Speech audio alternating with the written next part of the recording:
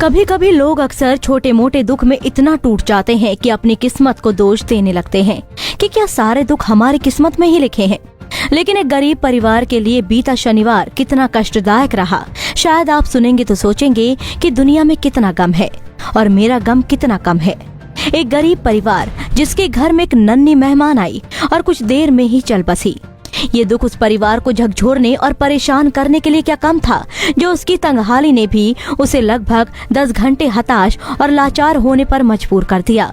जी हाँ, ये वो हकीकत है जिसे इस गरीब परिवार ने भोगी। भर्ती पांडुरंग कर गाँव से डिलीवरी कहाँ हुई थी आपकी? हाँ, डिलीवरी कहाँ हुई? बच्चा कहाँ हुआ था? रास्ते में गाड़ी आते समय यहाँ। हाँ। फिर क्या हुआ इसके बाद? बच्चे अभी जिंदा है क्या? नहीं है। नहीं है। कब से आपको यहाँ बैठे हो तुम? 4 बजे से यहीं बैठे हो? 4 बजे आया यहाँ। तो जाने का साधन? कुछ नहीं, वो चला गया, वो छोड़ के चले गए जब से आप यहीं बैठे हो? हाँ, देखा उसका रास्ता।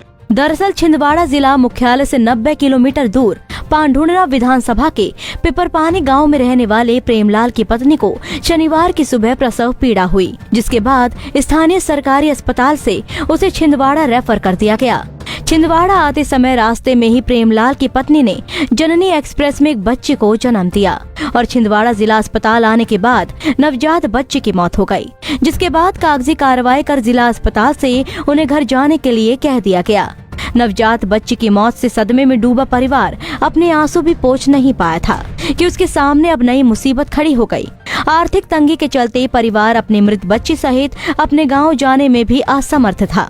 जिला अस्पताल से डिस्चार्ज होने के बाद सुबह 8 बजे से ही पूरा परिवार अस्पताल परिसर में ही भूखा प्यासा बैठा रहा। लेकिन जब कोई रास्ता नहीं सूझा तो अस्पताल के सामने कोतवाली थाने के मुख्य द्वार के पास ही शाम लगभग 4 बजे पूरा परिवार आकर बैठ गया, जिसके कुछ देर बाद कोतवाली के पुलिस कर्मियों की नजर उस पीड़ित परिवार पर पड़ी तो उन्होंने इस परिवार से पूरा दुखड़ा सुनने के बाद पहले तो उन्हें भरपेट खाना खिलाया और फिर इसकी सूचना प्रशासनिक अधिकारियों और एसडीएम अतुल सिंह को दी, जिसके बाद एसडीएम और नायब तहसीलदार मौके पर पहुंचे और परिवार से मुलाकात की। इस दौरान कोतवाली के पुलिस कर्मियों एवं जागरूक नागरिकों द्वारा भी परिवार की आर्थिक सहायता की गई और उन्हें सकुशल घर पहुंचाया गया। ये अभी लगभग 4 बजे के लगभग में अस्पताल के गेट से निकल के पुलिस थाना के गेट के पास में आए। मैंने इनकी परिस्थिति देख के पूछा कि आप लोग कहाँ से आए, क्यों आए, तो इनने बताया कि हमारी जो पत्नी है उससे डिलीवरी हुई और वो उसका एक्सपायर हो गई बच्ची। तो मैंने बोला कि आप कहाँ जाना आपको, तो उन्होंने बताया कि ग्राम पिपरपानी पांढुर्णा जाना है। तो क्या साधन, कोई साधन नहीं। तो इनको फिर यहाँ बैठाला, चाय आय पिलवाए इनको और बिस्किट वगैरह दिलवाए और फिर जो पुलिस के स्टाफ के द्वारा और आने जाने वाले लोगों के द्वारा, पत्रकारों के द्वारा और भी अन्य लोगों के द्वारा इनकी मदद की गई पैसे के माध्यम से।